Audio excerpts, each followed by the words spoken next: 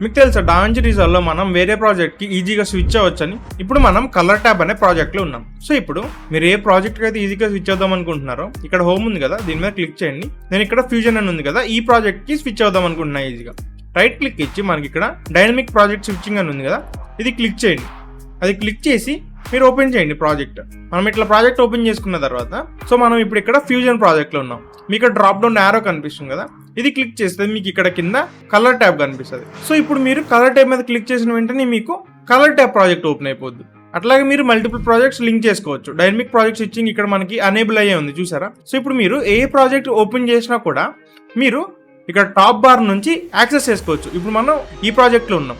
Colour tab మీద click చేస్తే నేను ఆటోమేటిక్గా కలర్ ట్యాబ్ ప్రాజెక్ట్ ఓపెన్ అవుద్ది. ఇక్కడ మీరు ఏ ప్రాజెక్ట్ కావాలంటే ఆ ప్రాజెక్ట్ ఈజీగా స్విచ్ అవ్వచ్చు. సో ఇలా మనం డావించి రిజాల్వ్లో ఈజీగా ప్రాజెక్ట్ని స్విచ్ అవ్వచ్చు. ఇలాంటి కంటెంట్ కోసం మన పేజ్ని అయితే ఫాలో చేసేసేయండి. ఇంకా నెక్స్ట్ వీడియోలో కలుద్దాం మరింత కంటెంట్.